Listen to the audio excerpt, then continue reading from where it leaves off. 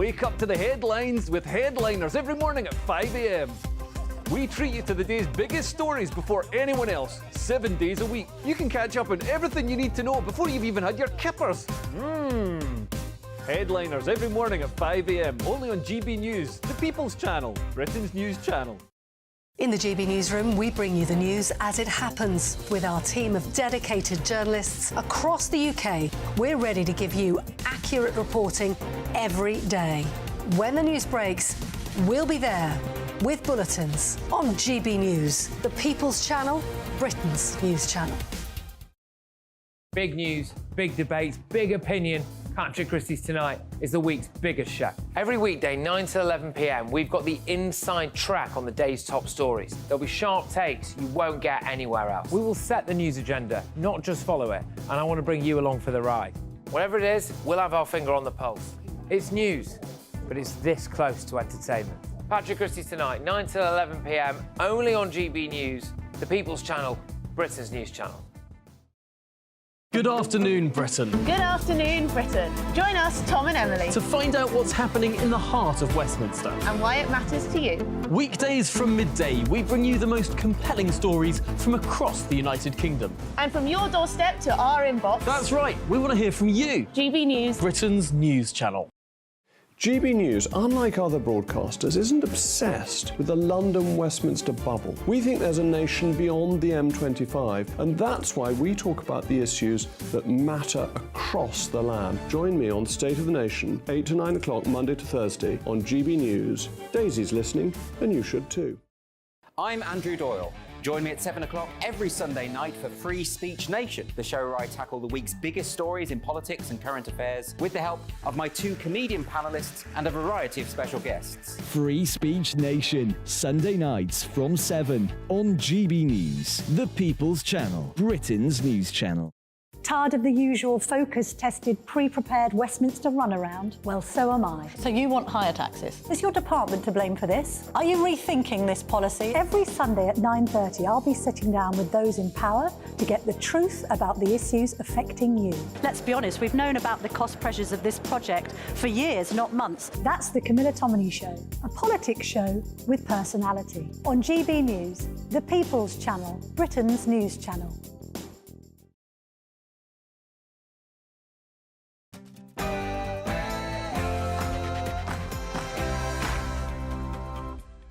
It's 8 o'clock from the world headquarters of GB News. This is Friday Night Live with me, Mark Dolan. Tonight, has Rishi Sunak reached the point of no return?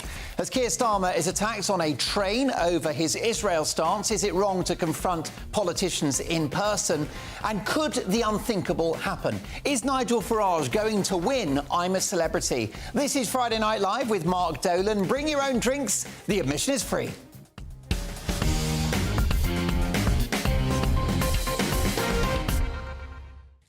On tonight's show, my Friday friends, Fleet Street royalty Nina Mishkoff and Britain's naughtiest journalist Peter Lloyd. Plus, the former leader of the Conservative Party and ex-Home Secretary, Sir Michael Howard, Lord Michael Howard. Plus, fearless anti-woke warrior Ollie London and politics legend and former Jungle star Edwina Currie. My Friday Big Opinion is on the way. It's a lively one and a very busy hour. But first, the news headlines and Sophia Wensler.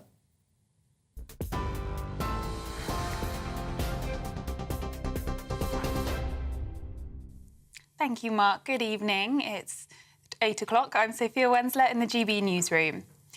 Downing Street has rejected claims MPs were misled over the cost of the Rwanda scheme. That's after it emerged the asylum plan has reached £240 million before any flights have taken off. Ministers expect a further £50 million will be spent in the coming year.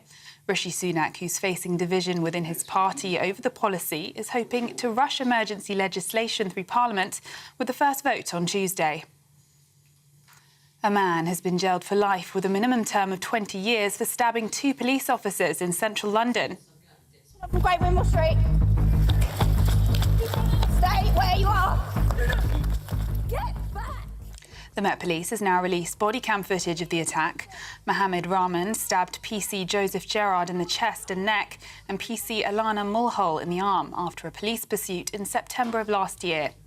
The 25-year-old was convicted of attempted murder and grievous bodily harm. A teenager has been arrested on suspicion of murdering a woman who was shot dead in East London. 42-year-old Leanne Gordon was killed in Hackney on Tuesday evening. She was one of 3 people found with gunshot wounds. A 20-year-old man and a 16-year-old boy were taken to hospital. Prince Harry has lost a legal challenge in a libel claim against the publisher of the Mail on Sunday. It means the case must go to trial. The Duke of Sussex is suing Associated Newspapers Limited over an article about his legal challenge against the Home Office following changes to his security arrangements. His lawyers say the story was an attack on his integrity and could undermine his charity work. Associated Newspapers Limited argues it expressed honest opinion and caused no serious harm to Prince Harry's reputation. A gender reform ruling has been described as a dark day for devolution by Scotland's First Minister. Scotland's highest civil court found the government acted lawfully by blocking the controversial bill. The legislation, which makes it easier for people to change their legally recognised sex, received cross-party support in Holyrood. Humza Yousaf says the judgment confirms that devolution is fundamentally flawed. A funeral for the Pogues frontman Shane MacGowan has been held in Ireland.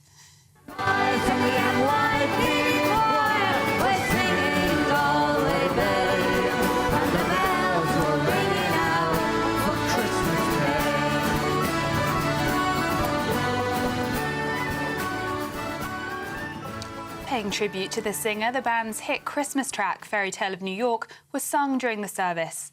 Family, friends, politicians and celebrities filled St Mary of Rosary Church in County Tipperary.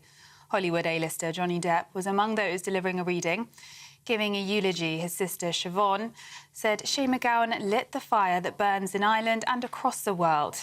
And his widow, Victoria Mary Clark, spoke and praised of the singer.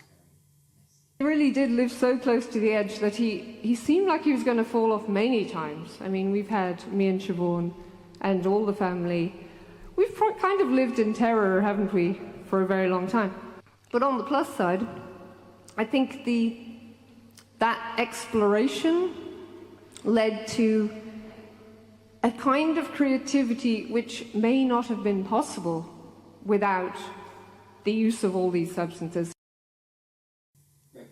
This is GB News across the UK, on TV, in your car, on your digital radio and on your smart speaker by saying play GB News. And now it's back to Mark.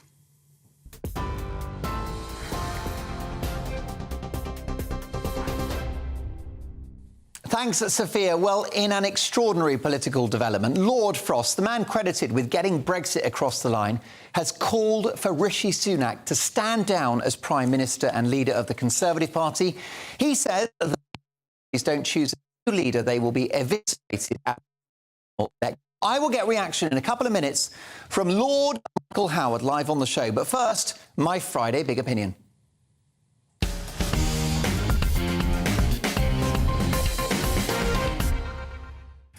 Great news, folks. Doctor Who has reached peak woke.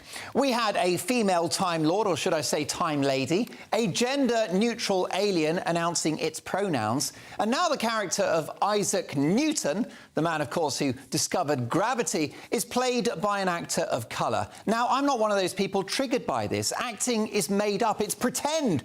Just because Newton was white doesn't mean that someone that's white has to play that role. But let's have more of this. I look forward to George Clooney playing Nelson Mandela. 007 Daniel Craig could play prize-fighter Muhammad Ali. He's got the abs. And EastEnders star Dean Gaffney. He could play the man who gave independence to India, Mahatma Gandhi. Gaffney, Gandhi, it's meant to be. And last but not least, Dame Judi Dench could play I'm a Celebrity drama queen, Nella Rose. I'd pay to see that. Now, the BBC is to increase the licence fee by £10 to £169 next year. I mean, that's fair enough. Their current income from this TV tax, with old ladies threatened with jail if they don't pay it, is just £3.6 billion. How are they supposed to scratch by on that? That's barely enough to keep Gary Lineker in gold cufflinks. Meanwhile, the BBC has appointed a new chairman, Samir Shah, a respected and talented guy who apparently may try to axe woke, politically correct programming, which means all we'll be left with is the shipping forecast and gardener's question time. Actually, that sounds quite good. Where do I sign? Nina loves that one. Things appear to be falling apart for poor old Rishi Sunak, with Suella Braverman delivering a devastating speech about his leadership. To make matters worse, Robert Jenrick, previously a Sunak loyalist and mate, has resigned over the issue, saying the Rwanda legislation doesn't go far enough. In the end, you need a disincentive. You need a deterrent.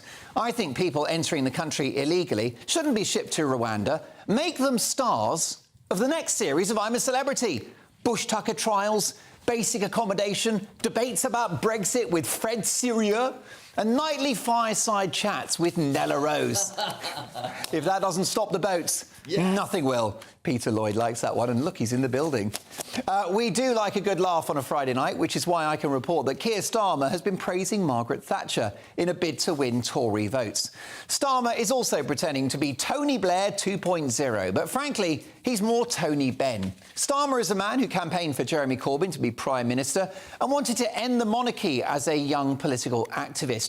Keir Starmer is a lot more left-wing than he's making out. For him, to praise Margaret Thatcher is like posh spice, extolling the virtues of a full English breakfast, complete with black pudding and fried bread. Sorry, Comrade Starmer, no one's buying it. Meanwhile, when the Tories watch Suella Braverman in the Commons dropping truth bomb after truth bomb, they must have a wistful feeling that she's the one that got away, given that she did run for the Tory leadership. Nina is not a fan. No, certainly not. She's not perfect, Suella, but how different things might have been if she were now in number 10. At the moment, Tory voters are looking at her like disappointed contestants on Bullseye, staring at the speedboat they could have won. Instead, they're sunk.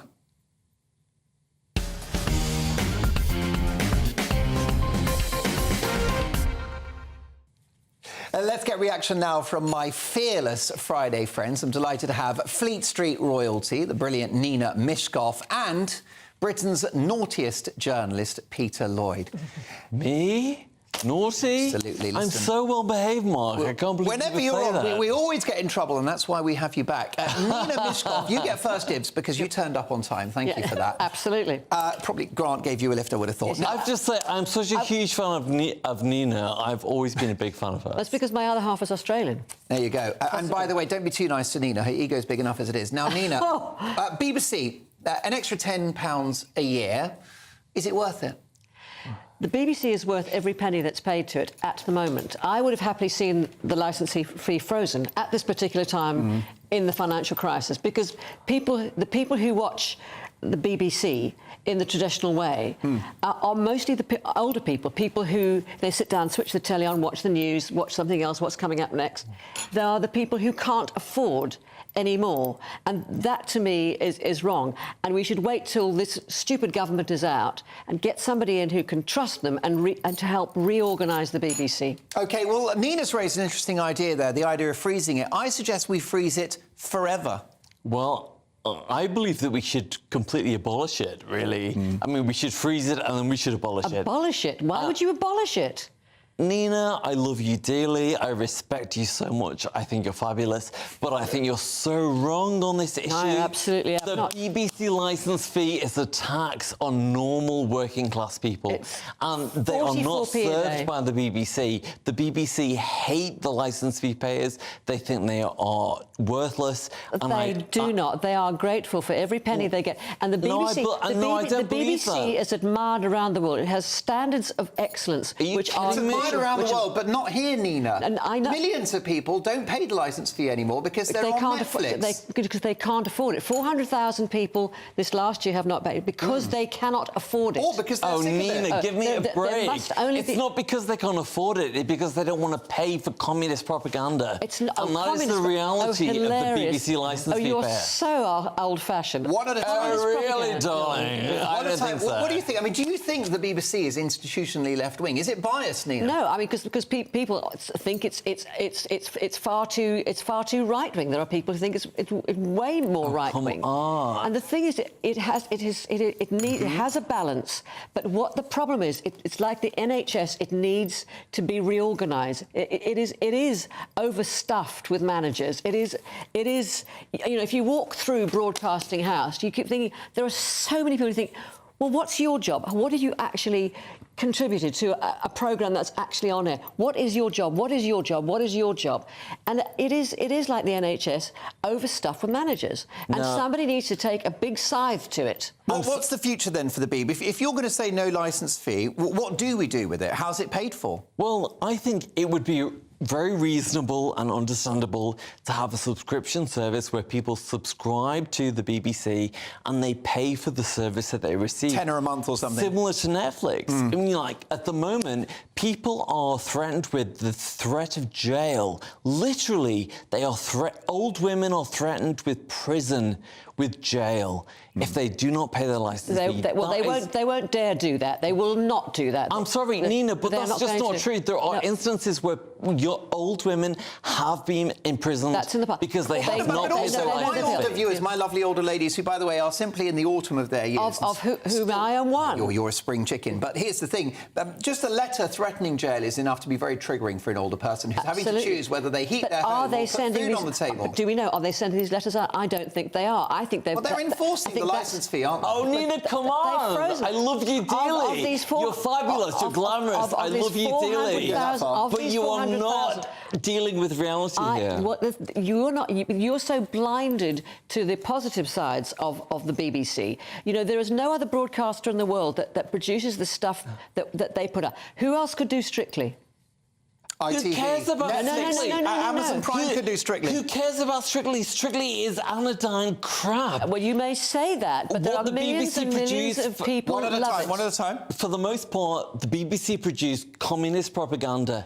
Nobody needs to deal with that crap. Where do you get this communist propaganda Where's from? the communist propaganda? Well, only in the last few days we saw a BBC News journalist giving the middle finger to the licence fee payers. I think she was joking with her crew, wasn't she? Somebody. Was she? And what's communistic about that? This is like you sound like my mother in the 1960s. But what would you say to about Reds under the bed? Look, you know about having a big audience. You wrote for the Sun newspaper for many years, and you understand British public opinion. Yeah. What would you say to my viewers and listeners who don't feel that the Beeb is good value, or that it represents their view of Britain?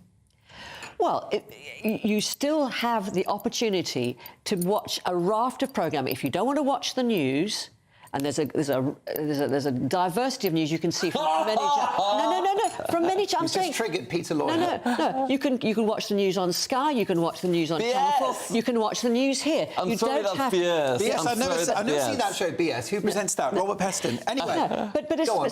So you don't. If you like somebody like you who's obviously some kind of throwback thinks that the BBC is communist. A throwback. Me, a modern day homosexual, is a throwback. Who knew it? Who knew it? I didn't say anything. Thank you to Nina for woman-splaining that to me. Well, I tell you what, we've got 4 BBC in against, and I'll let you, the viewers, decide, because that's how GB News works. Let's talk about Rishi Sunak. Is he sunk, Peter Lloyd?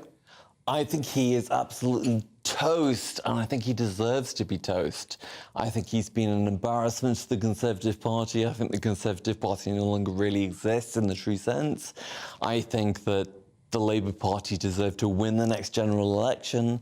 I think that Suella Braverman deserves to celebrate on Sunak's grave. But I guess that you're not a fan of Labour, so why are you therefore willing to accept that political price of a Labour government just to punish the Tories? Well, I think... How does that help? I mean, surely, from your point of view, Labour would be even worse, especially on the woke stuff, the politically correct stuff. I do think it would be even worse. I think under a Tory government, I think the controlled terminal decline is like this. And I think under a Labour government, terminal decline is like this. So it's much worse. But I do believe that I almost feel like the people like Rishi Sunak deserve to almost experience the true nature of their own fault. Nina. The terrible thing is watching the dying days of the Tory party as it stands, because they're like rats fighting in a sack. What they are doing now has nothing to do with running a country, looking after its people, making people's lives more prosperous, healthier, happier. That they are just tearing each other apart. So you've got Braverman and all the very right-wing, and then you've got the supposed centrist, who to me are further right-wing than Genghis Khan, to me anyway. But you've got them just jostling for position, and it's so unedifying, and it's so unhelpful to the country. We are suffering, everybody in this country, apart from the very wealthy at the top, are suffering from what happened a year ago under Liz Truss. You know, people can't get mortgages. The financial situation is dire. I don't know anybody who feels richer and happier and healthier now after 13 years of Tory rule. So, Nina, what is the prosperity of the future? Is it allowing countless hundreds of thousands of illegal migrants into the country? Is that what makes us better as a nation? Right, no. I mean, are Labour going to stop the boats? Do me a favour, Nina Mishkov. You're having a laugh. Labour at least have a plan which the Tories don't. Well, a plan which is to axe Rwanda if it fails. No. Sorry, Starmer has said that. Sorry to interrupt you, but Starmer has said he will axe the Rwanda plan even if it works. Well, look, let's face it, the Rwanda plan, even if it works as they're projecting it, even if a plane load takes off, when you get to Rwanda, there's only room for, is it 400 people there? So here you go. Nina is already admitting that the Rwanda plan won't work and that no matter what we do, nothing will ever work. So all we can ever do is accept hundreds of thousands of people nobody's into saying this country. That. Nobody's saying that. Well, listen, this show is all about opinions. We'll get more shortly because, let me tell you, in an extraordinary political development, Lord David Frost has said that he thinks the Tories should ditch Rishi Sunak. If they don't, they will be eviscerated at the next general election. I will get the response, the reaction from former Home Secretary and former leader of the Conservative Party, Lord Michael Howard. He's next.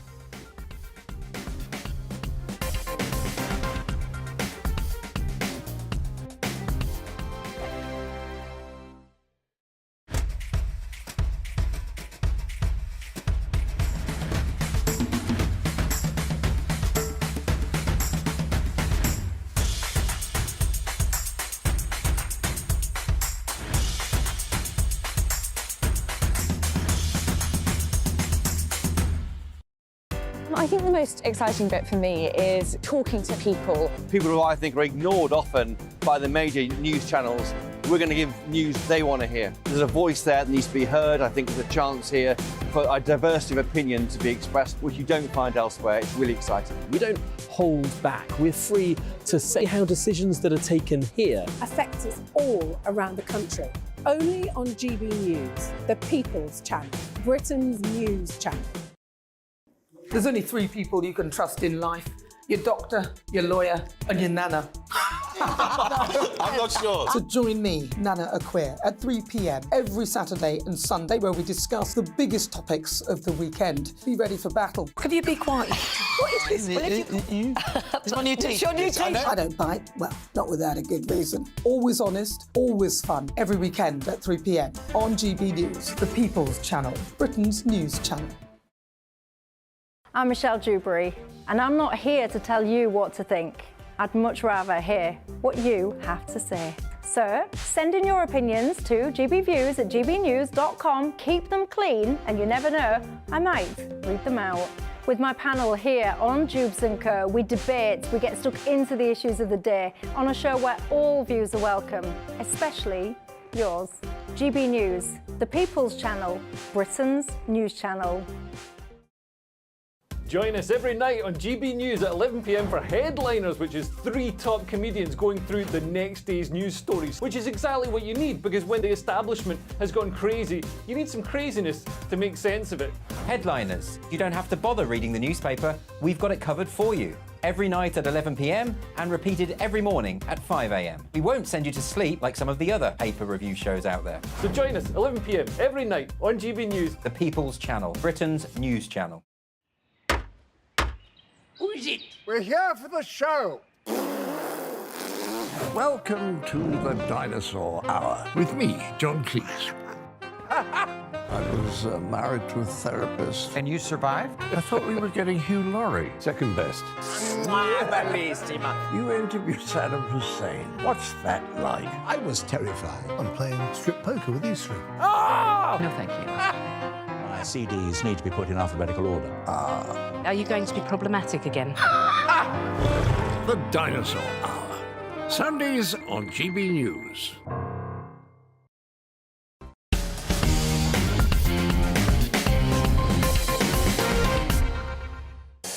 Coming up, as Keir Starmer is attacked on a train over his Israel stance, is it wrong to confront politicians in person? But first, following a damning speech by his former Home Secretary about his leadership, Rishi Sunak has lost a major friend and political ally in Robert Jenrick, who has said that his Rwanda plan to stop the boats will not work.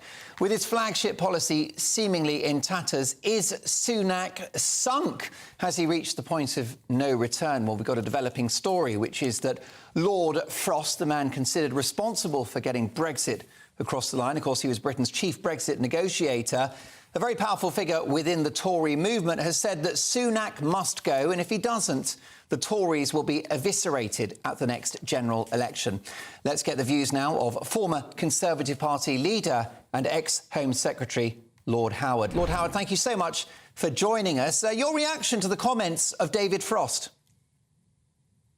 Well, I completely disagree with him. I think we would be and be absurd if we entered into another leadership contest. If memory serves me right, David Frost was a great supporter of Liz Truss, and look where that got us.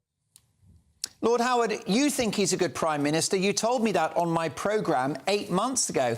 I happen to think he's a good Prime Minister too. I called for him to become leader a couple of years ago, but we are in a minority of two. How does he go about winning more popular support? Now, come on, Mark. Many more people share our views. We're not in a minority of two. And I think that what Rishi Sunak has done this week was an exercise in real leadership.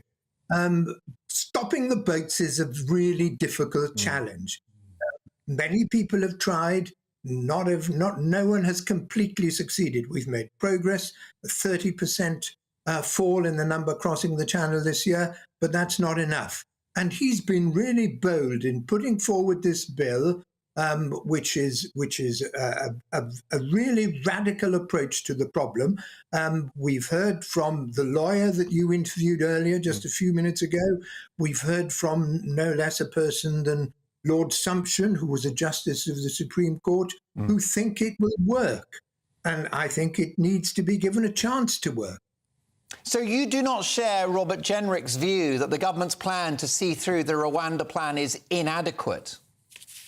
No, I don't. And I'm sorry that Robert has resigned.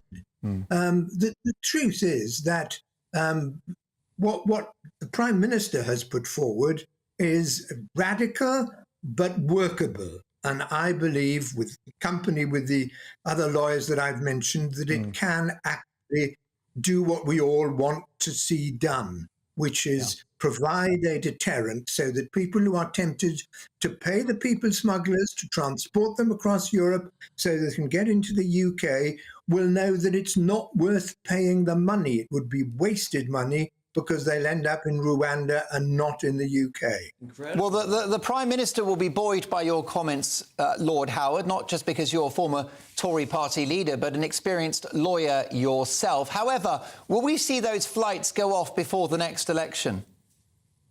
Well, I can't answer that, Mark, because I don't know when the next election's going to be. So that is something we'll just have to wait and see about. But I there's a reasonable prospect that we will be able to see those flights take off within a matter of months, and I certainly hope so. Lord Michael Howard, I spoke to John Sargent earlier, former chief political correspondent of the BBC, and he said that there's no guarantee the Prime Minister will get this legislation through the Commons. Do you think it's possible that he could call a back me or sack me snap general election? I think it's pretty unlikely, and I think, contrary to John, whom I know well from the old days, I think the Prime Minister will get it through the House of Commons. Those who think that it doesn't go far enough have no prospect whatever of getting their proposal through the House of Commons. No chance at all. And nor, I think, do the people who have been unhappy about the bill from the other side of the party. So there will no doubt be discussions and arguments as the bill takes its way through the House of Commons. But I think it will get through, and I certainly would urge all Conservative members of Parliament to support it. Lord Howard, normally it's the economy stupid. That's a phrase coined by a US political commentator. But will this be the immigration election in 2024 here in the UK? Not necessarily. I think this issue will play a part, but so will lots of other things. And remember, Harold Wilson said a week is a long time in politics. We've probably got the best part of a year before the next election, and things could look very different in a year's time. Mortgage rates have already started to come down. Inflation is down. The latest forecasts suggest that the economy will be growing. I think the backdrop to all these political debates in a year's time could be very, very different. We need to stick with Rishi Sunak, support him. He's doing a really good job. And I believe he has a real chance of winning the next election. Greg, if there's time, let's bring my pundits in just a moment. But can I also ask you, Lord Howard, legal net migration is now in the region of 700,000. I think it was something like 670,000 year ending June 2023.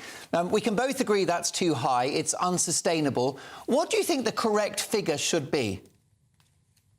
Oh, I don't think you can come up with a correct figure because it depends on all sorts of issues. But somebody is laughing in the background. Perhaps they can come up with a correct figure. It depends on all sorts of things like the state of the economy, the need for workers. And remember that the figures which you mentioned are swollen by people who've come in from Ukraine and Hong Kong and a large number of students. And the government has taken action to reduce the number, and I support that action. OK, Lord Michael Howard, let's get brief reaction, if we can, from my pundits tonight. We have two journalists, Peter Lloyd and Nina Mishkov. Your reaction, Peter, to what Lord Howard has had to say, it seems you're not in agreement. Well, maybe Lord Howard would have the courage to say that really what most voters want is for immigration to be slashed by at least down to 10%, to 70,000 rather than 700,000. I don't think that's unreasonable. I think that's reasonable. It's what it was back in the 1990s. I think it's what most people want these days. And yet, for someone like Lord Howard, he refuses to articulate that into a tangible figure of what people want. And I wonder why. It's like he seems very, very, very reluctant to articulate that figure. Well, Lord Howard, what's wrong with the David Cameron and Theresa May goal of net migration in the tens of thousands? Well, I think, you know, the world has changed, and I think it is ludicrous to put a specific figure on it. Really? Because it depends on large number of different factors. I mean, it's very easy for somebody like your pundit who has no responsibility for anything at all to come up to pluck a number out of the air, which has no basis in fact or whatever. Well, with all due respect, I think it's very easy for someone like you who lives in a very privileged lifestyle, who probably has a lot of money, who lives in a nice part of the world, who isn't influenced by immigration. I think it's very easy for someone like you to talk about immigration figures being in the treble thousands.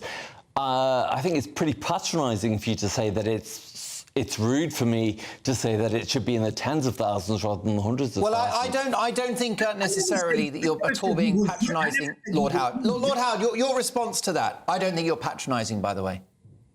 I never said your pundit was rude. I just said he'd come up with a figure with no basis at all. Okay. And his research and his outburst against me just now is similarly unbased.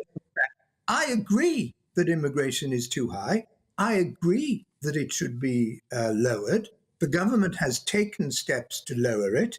I just think it is ridiculous to pluck a figure out of the air, as your pundit has done. Lord Howard, I'll come back to you for your final thoughts. Nina Mishkov, your reaction to this conversation. What do you think is a sensible figure for the number of people entering the country legally every year?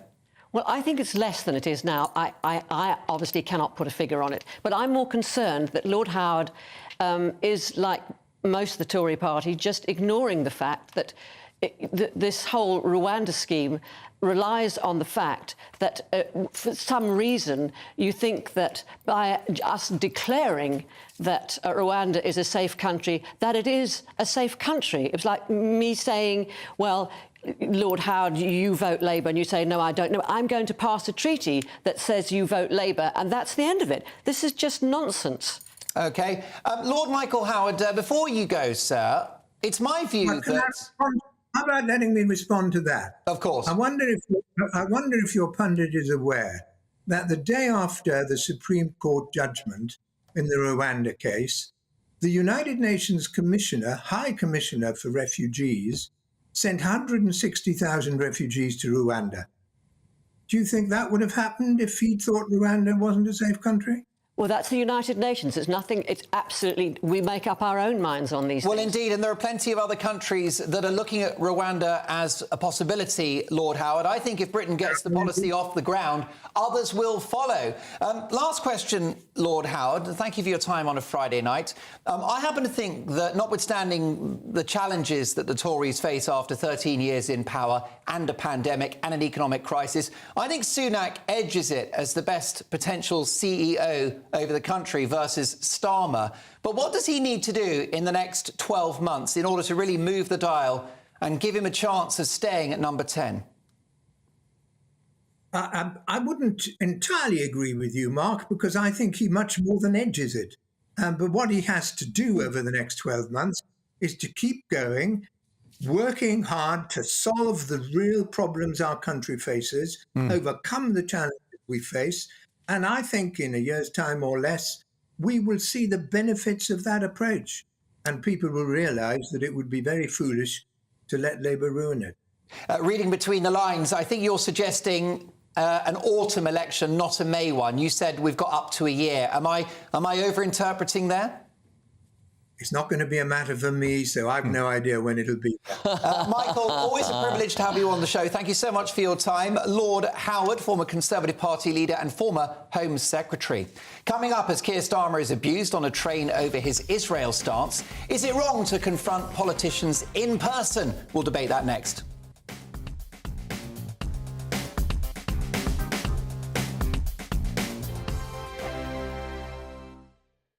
Your weekend starts here with Friday Night Live with me, Mark Dolan, 8 till 9 on GB News. Big stories, big guests and big laughs as we get you ready for a cracking weekend. That's Friday Night Live with Mark Dolan. Fridays 8 till 9 on GB News. Bring your own drinks. The admission's free. Wake up to the headlines with headliners every morning at 5 a.m. We treat you to the day's biggest stories before anyone else, 7 days a week. You can catch up on everything you need to know before you've even had your kippers. Headliners every morning at 5 a.m, only on GB News, the People's Channel, Britain's news channel. In the GB Newsroom, we bring you the news as it happens. With our team of dedicated journalists across the UK, we're ready to give you accurate reporting every day. When the news breaks, we'll be there with bulletins on GB News, the People's Channel, Britain's news channel. Big news, big debates, big opinion. Patrick Christie's Tonight is the week's biggest show. Every weekday, 9 to 11 p.m, we've got the inside track on the day's top stories. There'll be sharp takes you won't get anywhere else. We will set the news agenda, not just follow it, and I want to bring you along for the ride. Whatever it is, we'll have our finger on the pulse. It's news, but it's this close to entertainment. Patrick Christie's Tonight, 9 till 11 p.m, only on GB News, the People's Channel, Britain's news channel. Good afternoon, Britain. Good afternoon, Britain. Join us, Tom and Emily, To find out what's happening in the heart of Westminster. and why it matters to you. Weekdays from midday, we bring you the most compelling stories from across the United Kingdom. And from your doorstep to our inbox, That's right, we want to hear from you. GB News, Britain's news channel.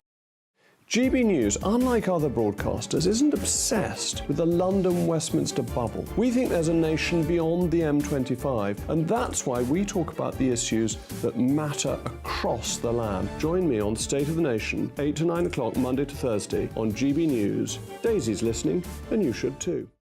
I'm Andrew Doyle. Join me at 7 o'clock every Sunday night for Free Speech Nation, the show where I tackle the week's biggest stories in politics and current affairs with the help of my 2 comedian panellists and a variety of special guests. Free Speech Nation, Sunday nights from 7 on GB News, the People's Channel, Britain's news channel. Tired of the usual focus-tested, pre-prepared Westminster runaround? Well, so am I. So you want higher taxes? Is your department to blame for this? Are you rethinking this policy? Every Sunday at 9:30, I'll be sitting down with those in power to get the truth about the issues affecting you. Let's be honest, we've known about the cost pressures of this project for years, not months. That's the Camilla Tominey Show, a politics show with personality. On GB News, the People's Channel, Britain's news channel.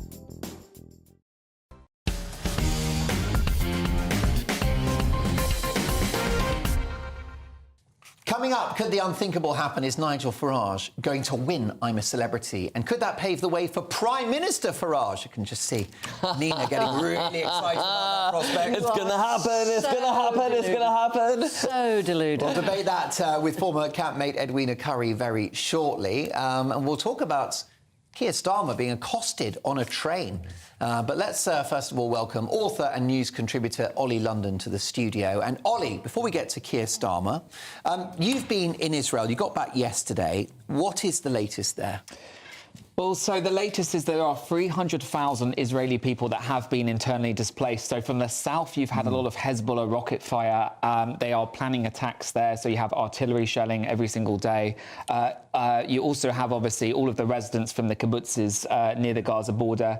They have been evacuated by the government, so 300,000 in total. And I actually visited kibbutz Kfar Aza, which was one of the worst massacre sites. I've been in the homes that were burned to the ground. The families were burned alive and shot. And it's really horrific. And the trauma these people are dealing with is just astounding. And, you know, I also met Daniel, whose brother Elia is still currently held hostage in Gaza.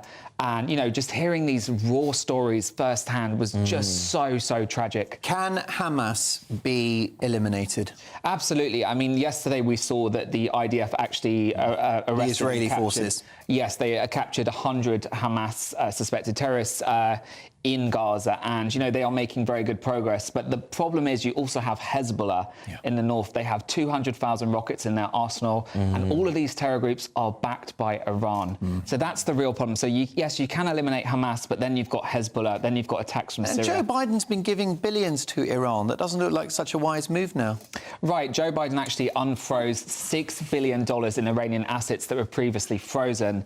And, you know, giving Iran access to that money is directly funding these terror attacks. So Iran was responsible for funding all of these Hamas because they had paragliders, they have very heavy artillery and rockets. You know, they don't just, you know, come up with them. They're coming from a funding source. And Mark, can I just say that Go for it. When 9/11 happened, there were a lot of Irish Americans who were very stunned when there were, you know, like experiencing terrorism. Right, they were experiencing terrorism for the first time, and they didn't realise what was happening, and suddenly it became a realisation that it could happen on their soil.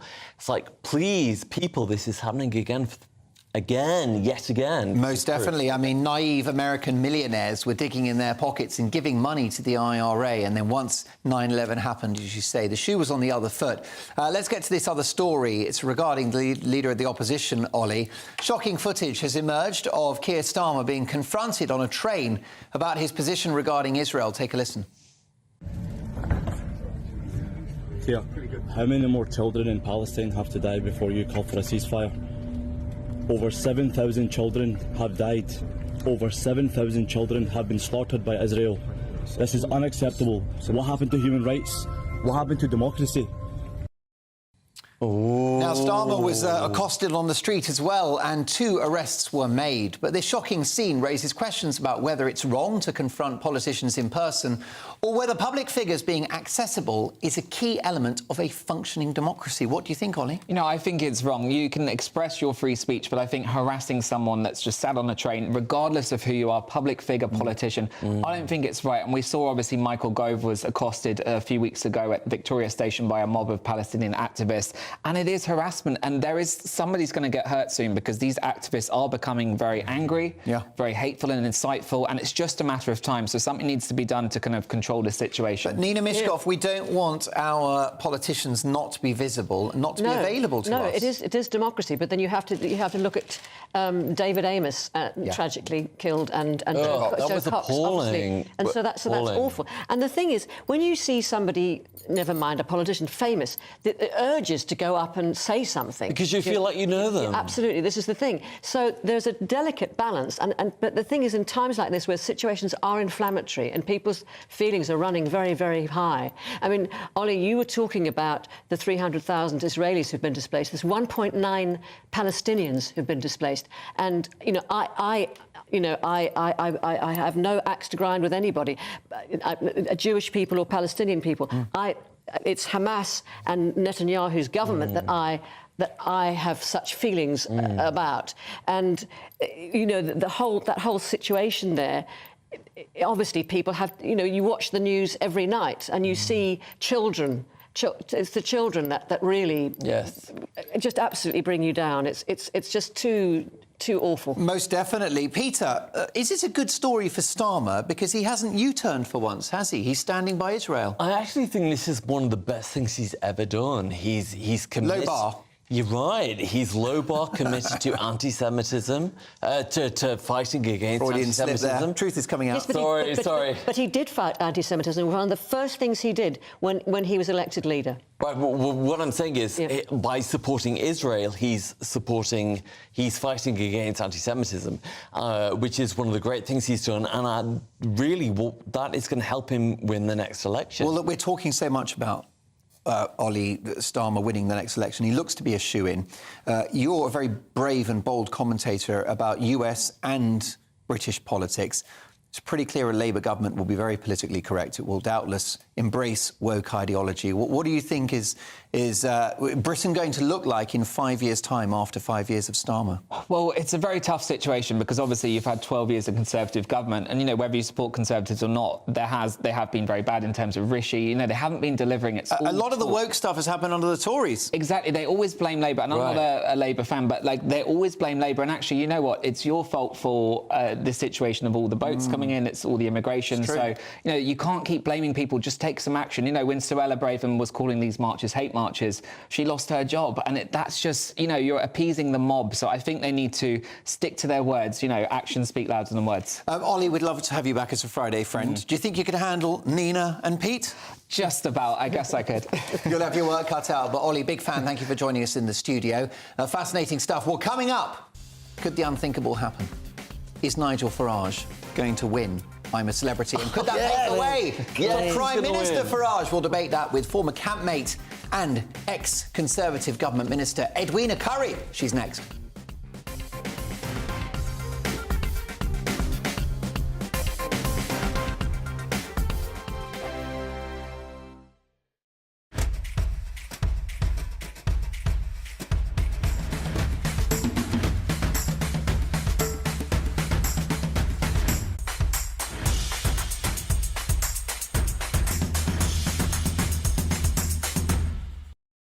I think the most exciting bit for me is talking to people. People who I think are ignored often by the major news channels.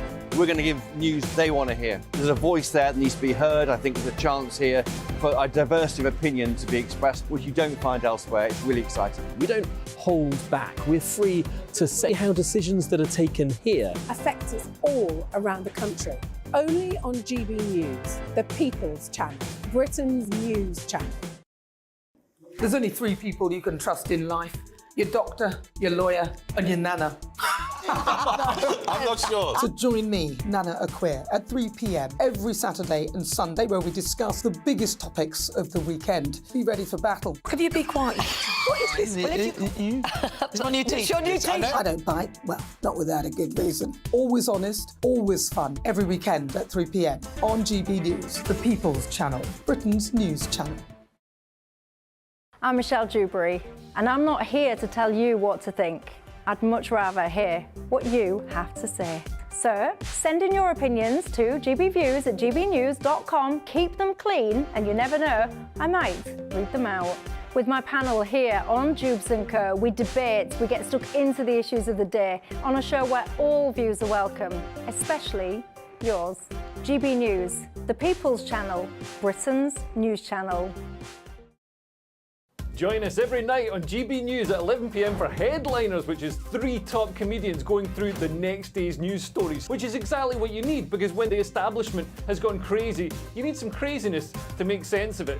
Headliners. You don't have to bother reading the newspaper. We've got it covered for you. Every night at 11 p.m. and repeated every morning at 5 a.m. We won't send you to sleep like some of the other paper review shows out there. So join us 11 p.m. every night on GB News. The People's Channel, Britain's news channel.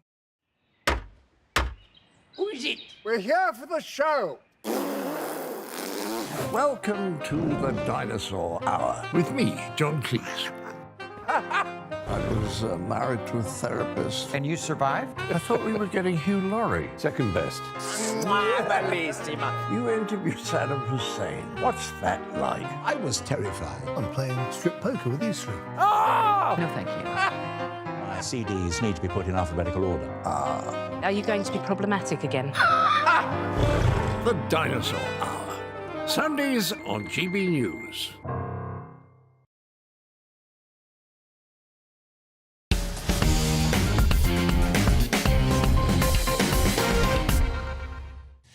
Welcome back to the show. We're face to face, Nina. Don't worry about that. Listen, folks, I'm really enjoying the show. I hope you're enjoying it too. I'm a Celebrity reaches its crescendo with the final live programme showing this Sunday. And with Nigel Farage still there and down to the last 5, Whisper It.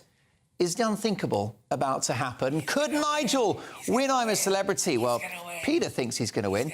If he does, could this have implications for his future political career? Could he go from jungle to number 10 in the next 5 years? We'll get the views of the brilliant Edwina Currie in just a moment.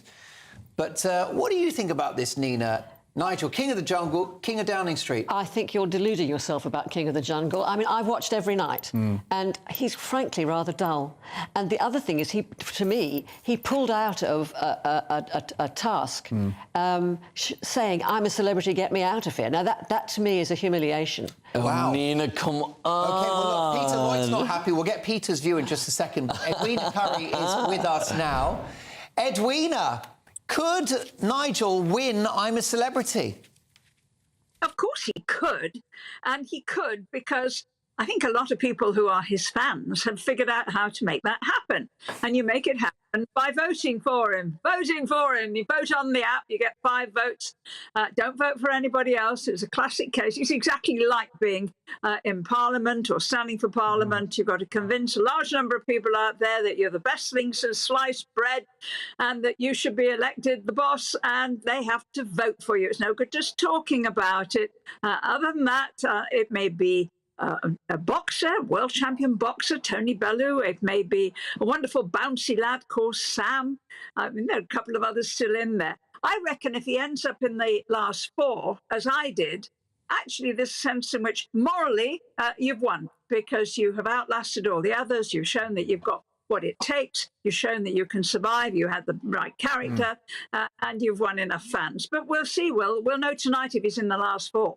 I take your point about how the result can be gerrymandered a bit with some strong campaigning, not something we'd ever be guilty of here at GB News, Edwina. QR codes on the screen if you need it. But are you surprised, notwithstanding that, are you surprised he's come this far? I think I'm surprised that so many of Nigel's supporters out in the real world have actually twigged enough to download the app or whatever it is you have to do and to vote. It seems to me very often that activists make an awful lot of speeches, make a lot of noise, but, Mark, they think that making noise and making speeches is the way you get things done. That's not the way you get things done in real life, in the jungle, or in politics. If you don't have the votes, you aren't there. If you do have the votes, then you are. And actually, I think he's acquitted himself surprisingly well. He's turned out to be an affable, almost a rather boring bloke, you know. Well, that's what Nina said, Edwina. He was boring. I think that's a result, frankly. Now, breaking tonight in a poll of Daily Express readers, Edwina, Nigel Farage has come out top in terms of who would be the best Tory party leader, beating both Suella Braverman and Boris Johnson, as well as Rishi Sunak. Could the party live with this guy in charge? Well, of course, he did start his political life as a Conservative back in the days when the Tories were pro-Europe, and indeed we've been instrumental in getting us into Europe, instrumental in changing the laws in Europe to have much more free trade with the Single Market Act under Margaret Thatcher. Nobody ever remembers any of that. But Nigel at that point felt that he wanted a campaign to get us out, and the Conservative Party was not going to do that. And the rest, as they say, is history, and here we are now. What may happen in future? Oh, goodness, anything. Anything could happen. I've never been so unsure of what the future is going to hold and where we're going to be a year from now, whether it's on immigration policy, whether it's on bank rate or whatever it is. It seems to me there's an awful lot of uncertainty around. And if I were 30 years younger, I might find that exciting. Being where I am now, I find it rather chilling. Edwina, as far as I'm concerned, you're always 30 years younger. We love your energy. Can't wait for many more appearances on Mark Dolan tonight and Friday Night Live. Stay there if you can, because I want to get the views of my pundits very briefly, folks, if you can. The clock's against us.